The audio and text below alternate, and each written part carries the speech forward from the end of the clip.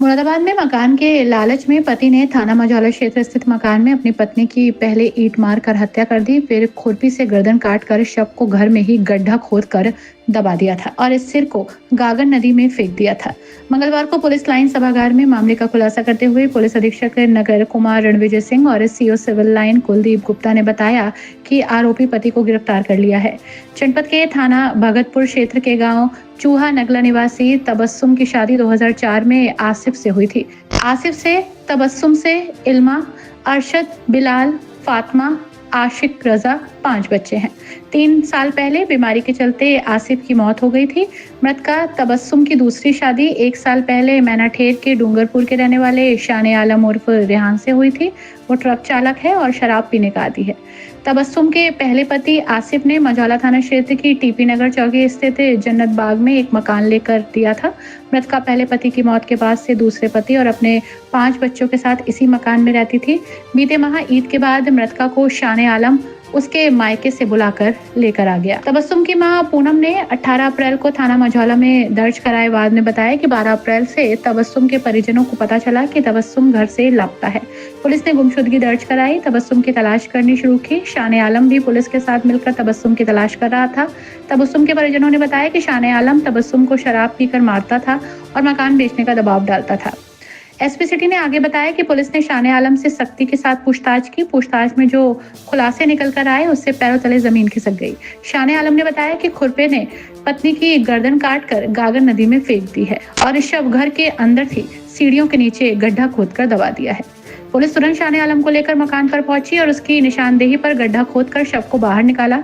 गागर नदी पर पहुंचकर फॉरेंसिक टीम ने मृतका का सिर भी बरामद कर लिया। पुलिस ने शव को कब्जे में लेकर पोस्टमार्टम के लिए भेज दिया है। आरोपी ने मकान बेचने को लेकर अपनी पत्नी की हत्या की थी। देखिए, सीओ सिविल लाइंस और एसएचओ मझौला प्लस उनकी टीम ने एक बहुत ही सनसनीखेज मर्डर केस का खुलासा किया है। इसमें थाना मझौला पर 18 तारीख को 18/4/2025 को एक महिला के द्वारा अपनी बेटी की गुमशुदगी लिखाई गई थी। उनका ये कहना था कि उनकी बेटी 12 तारीख से जन्नत बाग जो थाना मझौला में स्थित है वहाँ से गायब हैं, नहीं मिल रही हैं और शादीशुदा हैं। उसके बारे में सीओ सिविल लाइंस और इंस्पेक्टर मझौला की टीम लगी। उसमें सर्विलांस और हमारे जो एसओजी की टीम थी, सबने अपनी अपनी भूमिका निभाई और लगभग 1 महीना से पहले ही इस घटना का खुलासा हुआ है। इसमें बेसिकली जो मृतका जो गुमशुदा थी, उनकी शादी 1 साल पहले उनकी दूसरी शादी एक व्यक्ति के साथ हुई थी जिसका नाम शान आलम उर्फ रेहान है, जो डिंगरपुर मैनाठेर का रहने वाला है।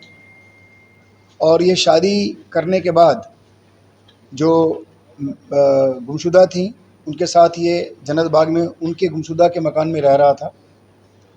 ये बेसिकली ड्राइवर है और ये दोनों शादी करने 1 साल पहले शादी करने के बाद उनके साथ उनके बच्चों के साथ रह रहा था वहाँ।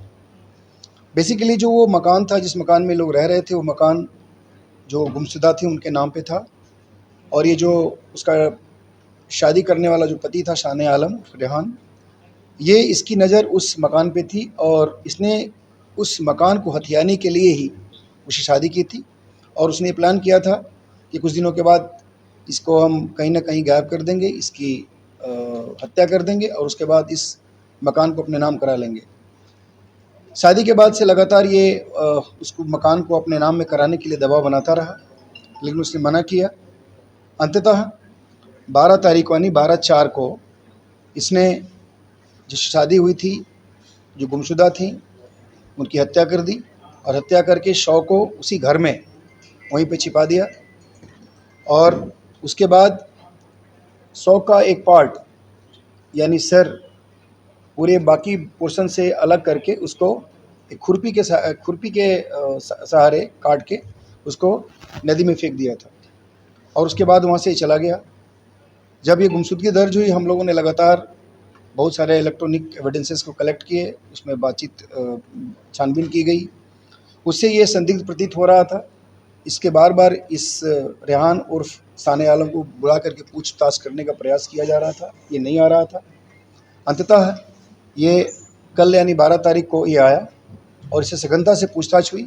इसने स्वीकार किया और इसके निशानदेही पे जाकर के उसी जो गुमशुदा थी, जो अब इसके बाद 12 तारीख के बाद उनकी डेथ हो गई थी, यानी उनका मर्डर हो गया था, उनका शव उनके घर जन्नत बाग से बरामद हुआ।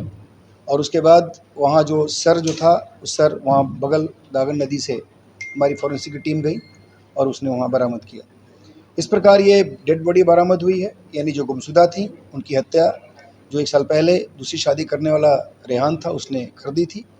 इसको हम लोगों ने गिरफ्तार किया है और उस जघन्य हत्या में जो खुरपी था वो बरामद हुआ है। बाकी मृतका के आधार कार्ड और मोबाइल फ़ोन बरामद हुए हैं और जो ये मर्डरर है इसका भी मोबाइल और बाकी डॉक्यूमेंट्स बरामद किए गए। इसमें इसको आज अरेस्ट करके जेल भेजा जा रहा है। बाकी हमारे पास सारे एविडेंस वहाँ से हम लोगों ने ले लिए हैं और इसमें अग्रिम इन्वेस्टिगेशन की कार्रवाई की जाए। पुलिस को किस किस तरीके से लगा कि इसने ये कर सकता है? देखिए, जो ये जो बातें बता रहा था, चूँकि हस्बैंड था तो इससे पूछना स्वाभाविक था हम लोगों का। हम लोग जब इससे बात कर रहे थे और इसको थाने पर लाकर पूछताछ करने का प्रयास कर रहे थे, तो ये बहुत अवॉइड कर रहा था, इग्नोर कर रहा था और बाहर होने का बहाना कर रहा था। इसके जो इलेक्ट्रॉनिक रिकॉर्ड्स थे, इसकी बातें थी, उसमें कुछ विरोधाभास दिखा। उसके बाद हम लोगों ने सख्ती करके इसको कल बुलाया और उसके बाद जब इससे पूछताछ हुई तो सारी घटना का खुलासा हुआ। सर, ये किस तरह से कांटेक्ट में आया था महिला के? देखिए, तो बेसिकली सेकंड मैरिज की बात थी। ये भी जो ये मर्डरर है साने आलम, इसकी भी संभवतः दूसरी शादी हुई है ये, और उनकी भी पहली शादी टूट गई थी, दूसरी शादी थी जो मृतका हैं। तो इस प्रकार ये लोग दोनों टच में आए और पास के रहने वाले डिंगरपुर के, तो किसी न किसी के कॉन्टैक्ट के माध्यम से ये लोग साथ में आए।